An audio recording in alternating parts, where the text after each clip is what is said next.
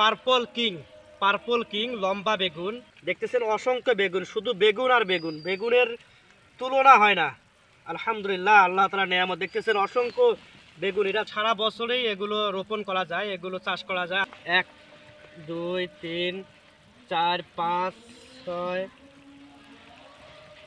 7 8 9 10 11 12 13 14 15 16 17 18 19 20 21 22 23 24 25 26 27 28 29 30 31 32 33 34 35 36 আরও অনেক আছে এবং অনেক সুন্দর এই বেগুনগুলো।